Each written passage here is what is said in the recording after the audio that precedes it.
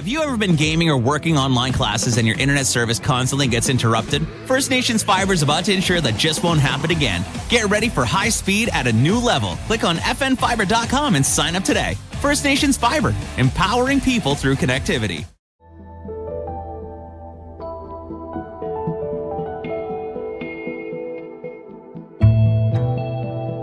Kahnawake. This is Brent from KSCS, and I'm in the studio today with Adrienne Zachary from KSCS and Kariwentha Lee Scott, who's joining us on this limited series podcast focusing around somatic healing. So the last time we were here, we said that maybe we would take a little bit of time to speak about, like, what does that even mean, somatic healing? So we thought maybe we would start with that. So I had mentioned earlier that I never heard the term somatic healing. In all of workshops and different groups and things I attended, we just talked about energy work or energy healing. And so that's what I was familiar with. But when I met you last year, Brent, you brought up the term somatic healing. And I know a lot of people are hearing it more often now because we have these events, we have workshops, and we're here doing this podcast now. But I was hoping maybe you could elaborate a little bit on that and what somatic means, because I think it's a term that we're using a lot more now, but there's still a lot of questions as to what does that actually mean. Yeah. So don't quote me on it. But my understanding as it is right now, somatic really is referring to this body. And why even focus on this kind of healing? And I think a part of the why is because so much of what we can get in terms of services, especially in terms of wellness, it focuses on the mind parts, on the intellect, on what we know and what we need to know, and it neglects what is already known in terms of like the embodied wisdom that we all have. And so my sense of somatic healing is pathways that allow this embodied wisdom to manifest itself. And basically, how do we get out of the way to allow what is natural to occur? We're all going in the direction of healing, and there's a lot of things that get stuck in the body that we can have assistance to help to dislodge, let's say, or untie or tease apart. And so I think those are the kinds of things that are being pointed to when we're talking about somatic healing. Yeah. And when I talk about the sort of embodied wisdom, it really does come from this conviction that everything that we need to heal is already here. We don't need someone to tell us something that we don't necessarily know. And so there's a lot of trust to be built with these systems that we have. And so we can speak about it in many different ways. Just before we were talking about energy, these are things that we feel in the body. And so are tied to the soma, or the system of the body in some way. And that's not to say that the mind is not a part of this. It obviously is. But I think it's just putting back in the forefront this large part of ourselves that is needed, that we need to tap into in order to fully heal. Any thoughts, Lee? Well, I can't say that I know soma to be that definition. I guess what I always thought was that it's an intelligence in the body or of the body, and that we always have access to it, but we forget. And that when you do healing, hands-on healing or other kinds of healing, maybe ceremony as well, that, those are the places that we can reach into or get reacquainted with. Because I also believe that a lot of what we carry is handed down from generation to generation, just like cells are passed down. And so there has to be also an awareness of this possibility that we can still change what has kind of gone awry. Yeah. So it's interesting.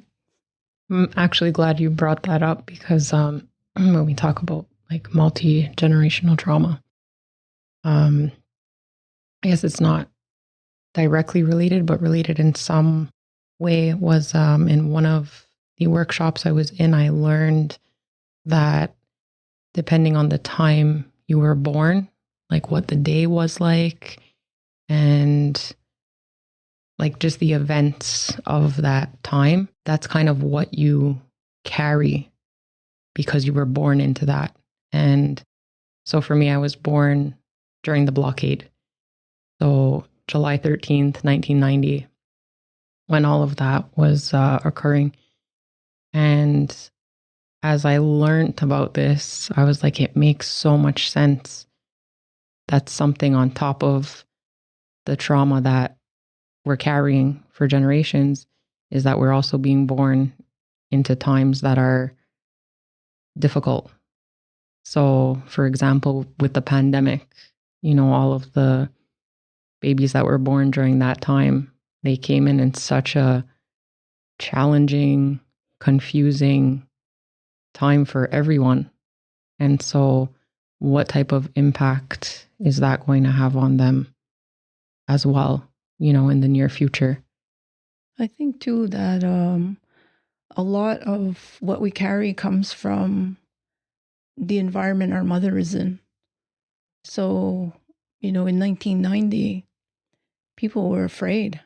There was a lot of fear. There was a lot of unknowns. And so whatever's in the mom affects the baby, whether they were actually born at that time or not. It's like the mother's alarms were on all the time. Worry, what am I going to eat? What am I going to do with my kids? All that kind of thinking about those, the possible horrors of that time. Yeah. So that's like something that gets passed on, just being carried by a mom. Yeah. And so we can also think so widely about these things, talking about what we carry and the impact on a system that, I say a system and it sort of seems like a bit like mechanical, but this body, heart, mind is a system and is impacted by so many things. And so as you're speaking about things that might happen in the womb, obviously we don't have memories of these that we can necessarily access in terms of our, in the regular way that we access memories, but it doesn't mean that it's not carried in the system. And the same thing for even, when we're adults and we're affected by things that are going on around us in ways that we may not understand intellectually, but it doesn't mean that there's no trace of that. And so again, this coming back to this idea of somatic healing incorporates this. There's more complexity that's allowed to sort of feed into the path of healing. And again, like I was saying before, it's not just about what you're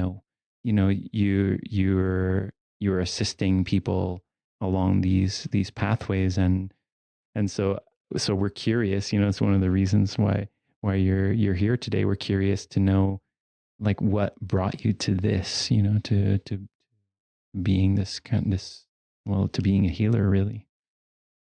I never really called myself a healer. I just usually explain what I do. Just because in our community, we have people that are born healers and they do amazing work. So I always kind of put myself in a different category because I don't want to claim that title, I guess you can say. So your question again? What brought you to this? Okay. I guess it was kind of, it was self-serving. So I wanted to go through all of this stuff that I had accumulated in my life. The traumas, I wanted to kind of like, quote unquote, fix myself. So I started to do a lot of different things. And I was lucky enough to have 2 women in my life that were older women. And they kind of like took me here and there. So one of their passions was, like healing work and learning different techniques and modalities. That's really how I started. And it really gave me tools, like it gave me something that I could really use to, well, at that time it was like fix myself, but really it was giving me the opportunity to have myself back, so that was a whole journey of getting myself back.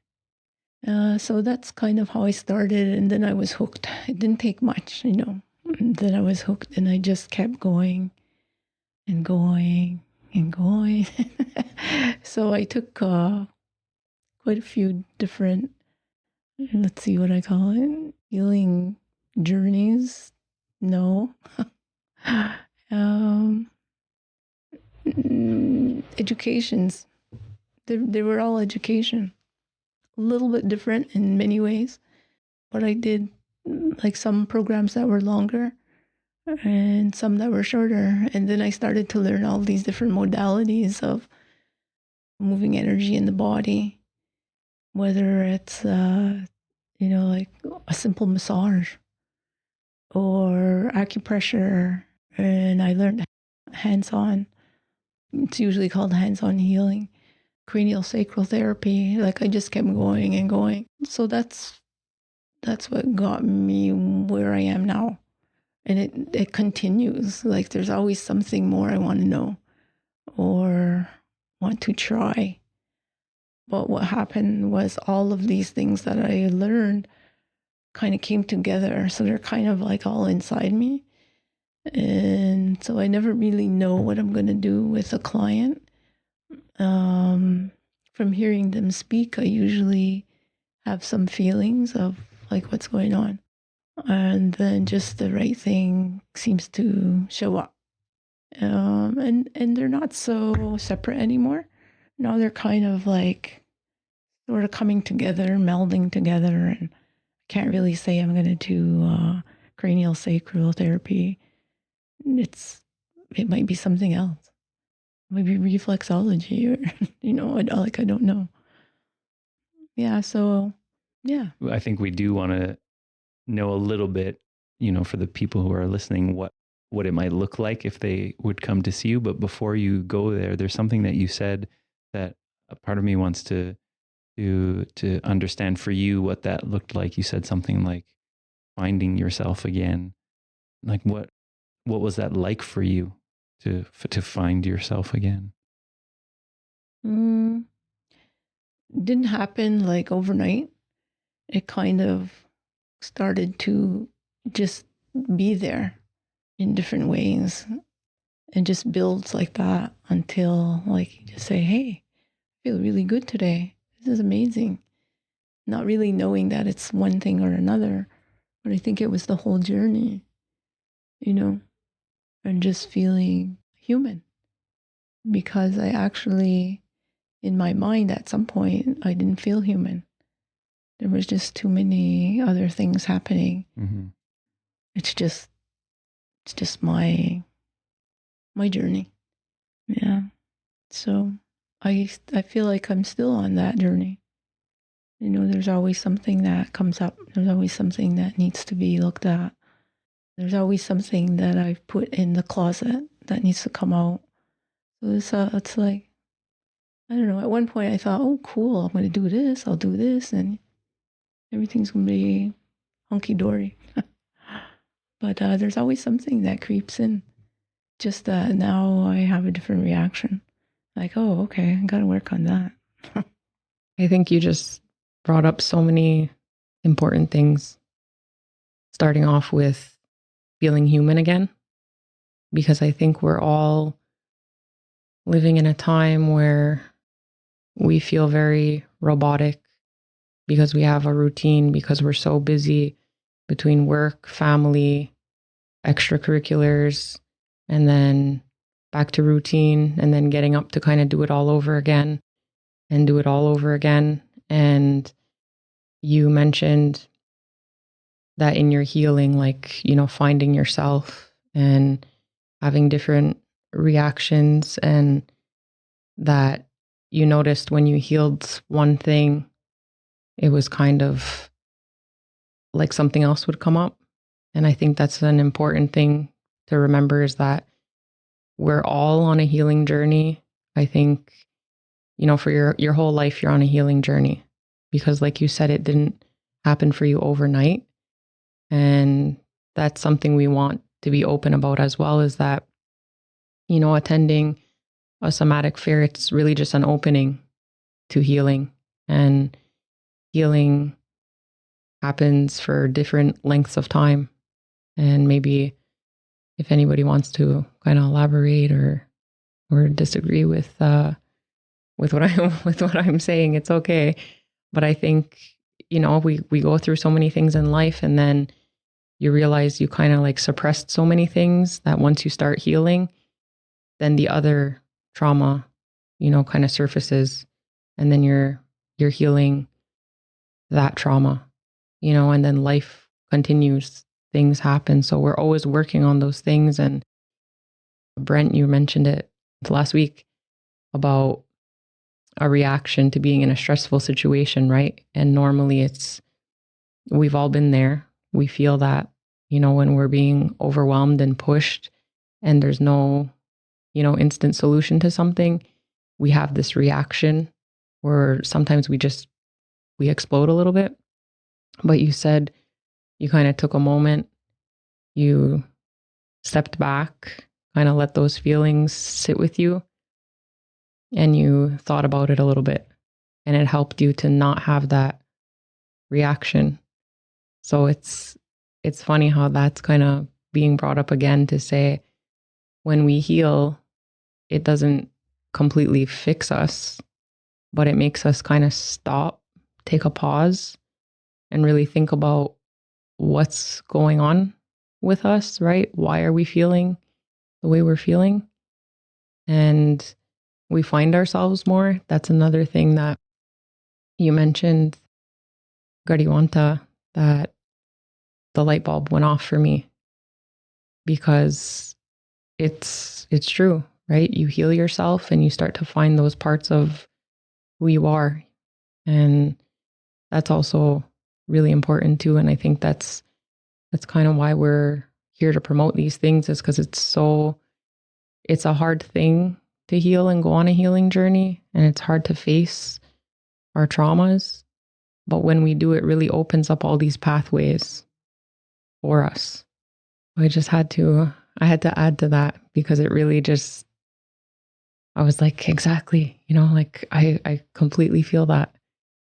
I think there's many ways to do healing work. Doesn't necessarily have to be with another person. Just because of who we are, we have relationships with everything that's around us. So we can sit with the water, we can sit with the trees, we can sit with a stone, we can talk to the grandmothers, we can do like whatever we have to do or want to do or feel drawn to do. And that takes off a lot of the edge, because when you, well, I shouldn't say you, but when I know in myself, if I'm talking to someone about an issue, it's like a little bit different than when I'm sitting in the forest talking to a tree. There's like no boundaries. And it's just freedom of getting things off your chest or, talking about this issue, whatever it is. So the idea that, of course, we need each other, but when it comes to healing, sometimes you need a nice tree, a really big one, or some grass or some water. And I think that's something that is not, I don't know what the right word is. I guess it's not obvious to people because of how we live now, so close together and in houses in a small yard and things like that. But all of those elements in nature that are alive on the earth are alive, and we can communicate with them. And it's amazing what can happen just from doing that. Because you get answers. You get the next step. It's something that I promote for sure. Like, go outside. Go outside. Doesn't matter if it's winter. Get something and sit on it. If you don't want to yell because the neighbors are going to hear, well, bring a towel out and yell in the towel. Like, just these ways to actually get it out. Then it feels so much better. Yeah. So there's a lot of ways to do things. Not everybody can actually work with another person, like in their space, but maybe they'd be more comfortable working outdoors by themselves with tools. So tools are important when you're doing healing work. That's one of the main things that I think maybe is missing for people, to not have the tools of, like, simple tools, some of the things I just mentioned, or others, maybe they need to use their medicines. It's like big, it's really big, but it's also like an opportunity for the person. And like, I'm not really sure how it goes for someone who maybe wants your services. Maybe if they had another choice, it might work better or be more comfortable for them. Like, really, I don't know. I'm just kind of imagining, I guess. It's important that you mentioned that, actually, because where we work, we're used to that, like people with people. And you're right. It's not easy to work with somebody and to open up.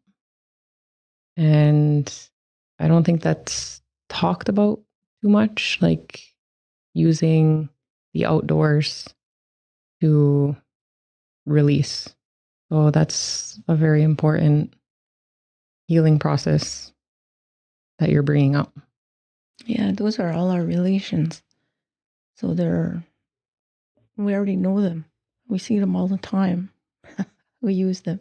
Just to talk to them, that's all. Yeah. So we're talking about the relationships that we have with the things around us, inside of us. And this also sort of touches in on these different rhythms, right? Different relationships have different rhythms, and each pathway has a different rhythm.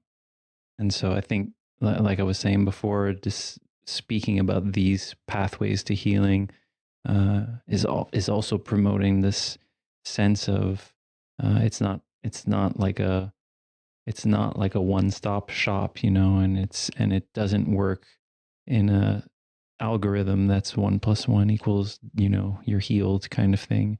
That these relationships that we're developing are helping to open up more and more windows to what something in us knows is necessary, something in us that's resonating with what we need.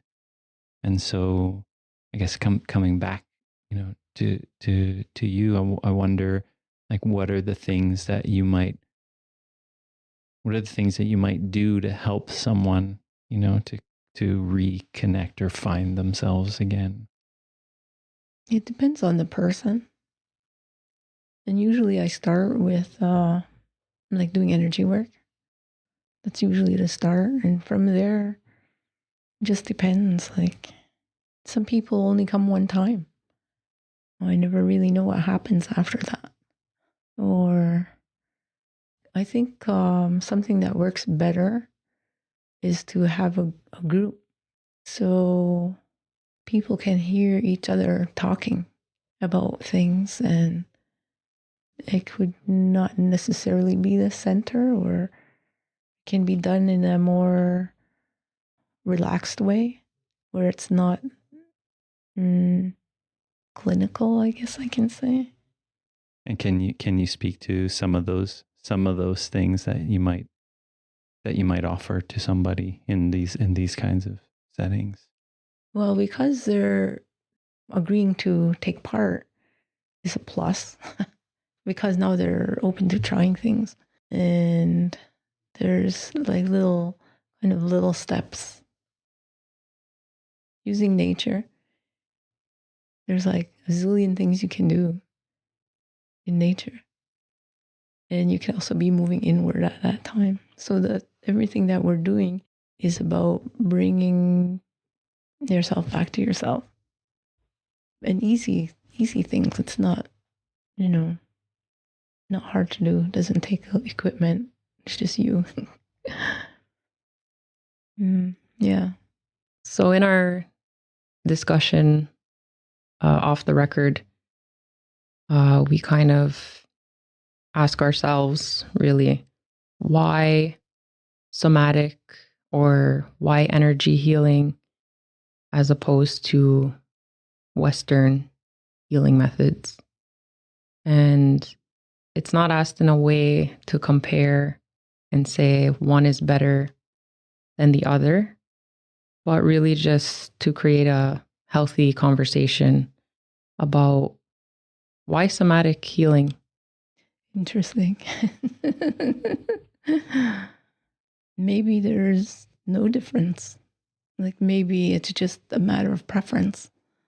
If the Western way is talking, I'm not really sure what Western way is. Is it just talking? Is it medication? Is that what is it? And somatic healing is usually hands-on. Like we're allowed to put our hands on someone, and sometimes people just need to feel that other person, depending on where they're coming from, what their history has been. Maybe there's no hands used and just a closeness, or then you figure it out, like you figure things out on the spot together. Is that going to be okay? Is this okay? And sometimes people don't talk. They just take the healing and process it however it's going to be. Maybe it needs to sink in. Maybe it's surface right now and it's not going in. Maybe they need to have time for that to happen, to have it infuse. Or maybe it takes another session. And there's not a set format. You never know what you're going to do. You never know what someone needs. Of course, you have boundaries, to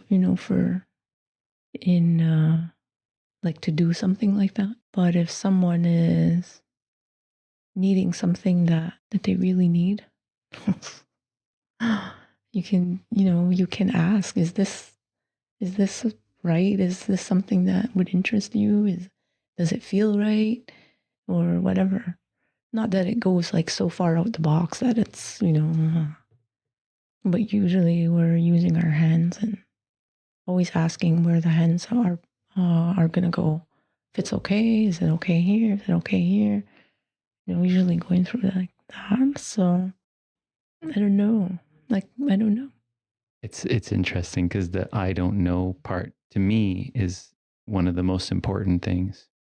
There's such humility in that. Whereas, at least in my own training in the Western ways, it's all about knowing and predicting and controlling. And that's why you're doing these things, to try and like get to the bottom of something. And once you got to the bottom of it, you pull it out, and then it doesn't exist anymore, kind of thing. And it feels like in this work that we're talking about, because it's so mysterious, because it doesn't have a language of words, it's allowed to be complex and multidimensional. And instead of, trying to get to the bottom of something with a sense of controlling it, there's perhaps more of a making space for things. And the not knowing seems to be like a really important factor in that. Not knowing is sort of almost like the opposite of controlling something. There's this opening to the mystery, which just feels like it can often be absent when we're seeking perhaps more Western ways of going about being well. And just to clarify, we're not taking a stance on the types of healing that people are receiving, because what works for some people doesn't work for others. And the healing journey is just as unique as the individual. And you've mentioned it before, Kariwentha, that sometimes it's a one session healing process, and maybe sometimes it's multiple. So you can do both Western and somatic, and maybe that's just what works for that individual, right? Maybe an individual is only comfortable with somatic. Maybe another individual is only comfortable with Western healing because they don't know what somatic means. It means so many different things to so many different people. And it's also, like you just mentioned, Brent, it's more of an experience, right? And you mentioned it too, Kariwentha, that we can't predict how the healing is going to happen, and that when that person comes in, you still don't know what type of healing you're going to do with that individual until you kind of get things started, right? So there's no right or wrong to healing, but again, it's opening up a pathway. And we talked about this last week, Brent, that oftentimes somatic healing practices are called alternative healing methods. And we said it in here, like those are our origins, like those are the original healing methods we had, is working with energy. And everything that you mentioned, Kariwentha, about using nature around us to heal before the Western healing methods came in.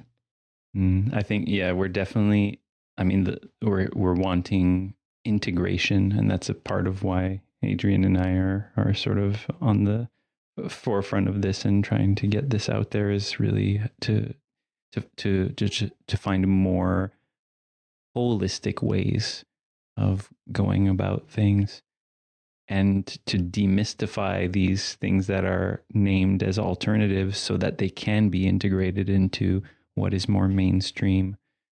And so that to me leads to a question about, like, when you say energy work, like what, for someone who doesn't know, like what does that look like? When I go to see you for energy work, like what should I expect? And then I know we don't know, but what can we know about what this might look like? Kind of depends on the person. So this, what's called hands-on healing, I call energy work. So basically using my hands on the body. The person would be on a massage table, They can have a blanket, a pillow, whatever they need to be comfortable with. And I start at their feet.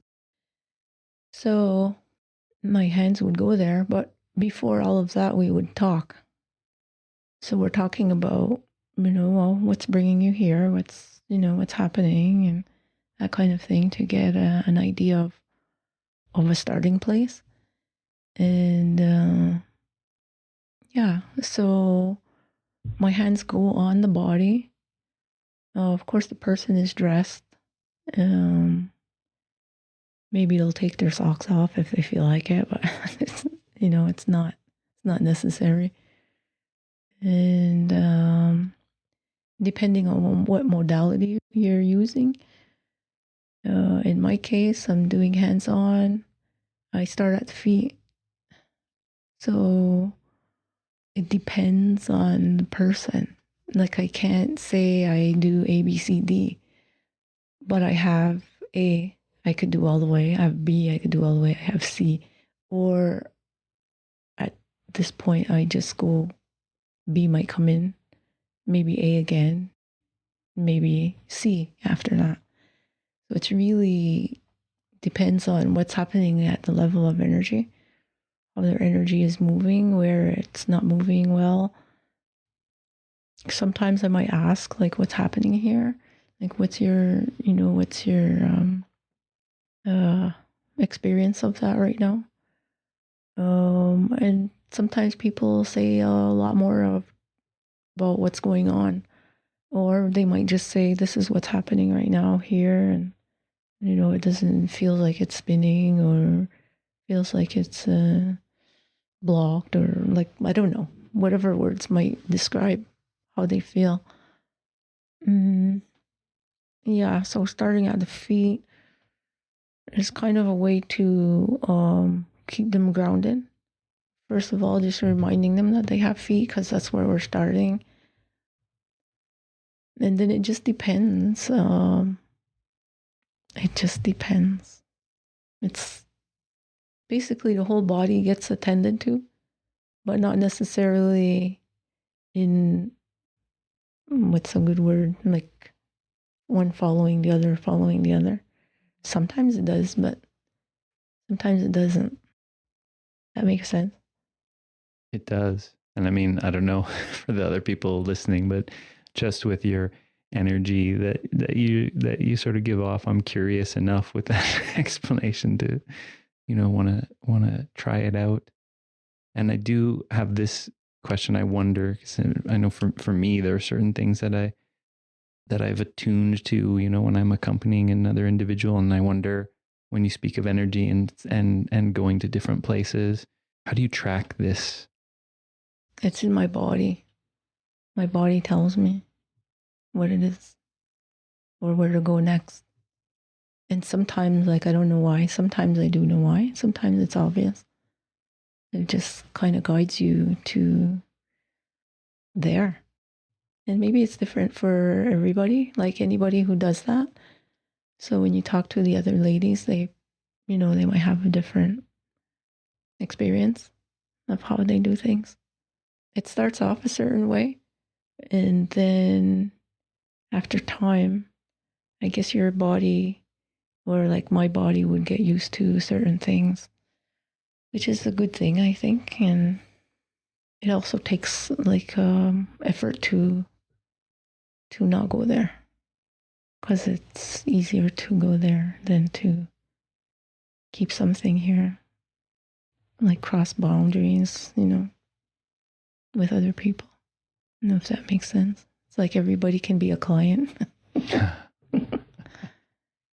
don't know if that makes sense, but yeah, it makes sense to me, and I really I'm appreciating to me, what you're pointing to is this sensitivity that grows over time, an awareness, a consciousness that grows over time because of all of this, dedication or energy that you've put into this healing pathway.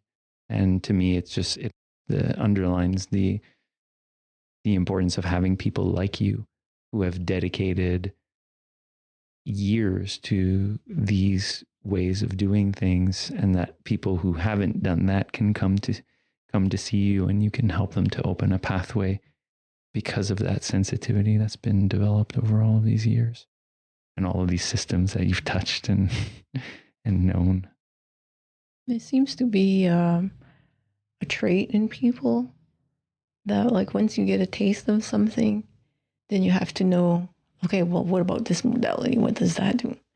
Okay, what does this one do? So it's kind of gets like, it accumulates. Sometimes you have to say, stop. So what are some things you do for yourself to make sure that you're not holding on to any of the things that you worked on, any of the energy that you maybe helped move, or any of the trauma? It's really intention. So my intention is not to do that. My intention is to be there for a client and do what it needs to do. That's it. So I already like kind of set the boundary that my intention is not to pick up anything. And if it happens, like, sometimes there's things that weigh heavy. I find most often it's because it reminds me of myself, of something that has taken place in my own life. So that I have to process it. So I process. Yeah, that's that. And does that make sense though? Yeah. So Yeah. kind of what you're saying is you go in not with the intention to hold on to what you're working with that day, but to be there as a support and to help, I guess, mobilize that energy. If To be led. Yeah. And I guess something I wanted to mention was that, in terms of like healer and being called healers, I never felt comfortable with that. Just because we have natural healers in our community that were born, that went through some process, could be like darkness that they go through, but it's almost like, I won't say suffer, but it's almost like they suffer to get to this place. And some are like born and they just know all these things. Like, to me, those are natural healers that we have. So I never call myself that. I just do energy work. I didn't go through the same thing as they did. They're like really precious gifts for us. Yeah. Are you more comfortable with maybe energy worker? I guess in all the years, I never picked one thing. Because then I'm like, no, I don't think that one fits either. I just say, I do energy work. Okay, fair enough. It's just, we just want to present you in a respectable way and something that you're comfortable with. Yeah, I do energy work. I want to say nyawa to everyone for listening today to our second episode of the limited somatic healing series podcast. I'm Adrienne Zachary here with Brent and Kariwentha Lee Scott. So nyawa again, Kariwentha, for joining us today on this beautiful Tuesday afternoon. Yeah. And if you have any questions about energy work, her contact will be in the description below. Nyawa for listening.